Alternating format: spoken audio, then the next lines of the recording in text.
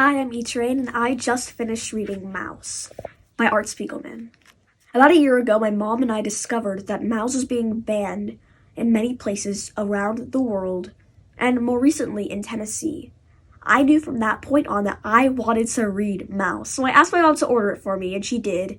But then I began to worry, what if it's too graphic? Then, after reading Daniel's story by Carol Matus, I decided it was the right time to read MAUS, and I'm so glad I did. Here are a few questions that I did answer about the book. Question 1.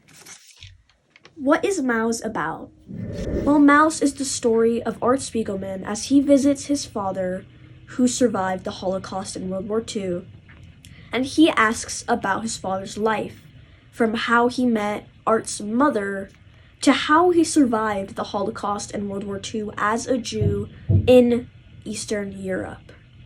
He shares about his time in Poland and how he had to run around to desperately escape the Germans, the Nazis, as they kept stealing everything that the Jews owned and stripping their rights away. Though you could never really escape the Nazis at that time. This story bounces from present to past, as on different trips to see his father, Art asks different questions. And then he asks about his journey during the Holocaust, running away from the Nazis every step of the way during World War II. Next question. What is unique about MAUS? Well, MAUS is a really unique story, and it's an interesting concept that I've never really dabbled in before. So Art is basically writing a comic, this comic, inside of the story, and he asks his father for information for MAUS. MAUS has been challenged and even banned in the US and other countries. Why do you think it's been challenged, and what is your stance? Well, for starters, I think MAUS is being banned for the same reason a lot of books are being banned, whether in schools, libraries, and other places. It's because some administrators and schools in general don't want kids to know the truth. It's the same with LGBTQ plus stories, Black stories, and so many more. Another reason is because it's a little bit graphic when it comes to the Holocaust. Though it's not really super graphic, like say Daniel's story is, it's still through illustrations. It really can be a bit graphic because a lot of Holocaust stories don't have pictures. This does. MAUS portrays the Jews as mice and the Nazis as cats.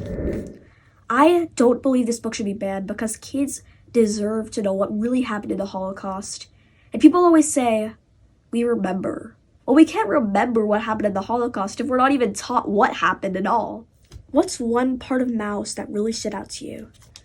Well, one part of MAUS that really stood out to me was when we discovered that Artie's mom, during the Holocaust, she didn't want to live. She was depressed, and she hated having to live in a bunker and not eating food for days upon end. This is one scene on page 122, at the bottom of the page, where Artie's father is consoling his wife. Why are you pulling me, Vladek? Leave me alone. I don't want to live. No, darling. To die it's easy, but you have to struggle for life.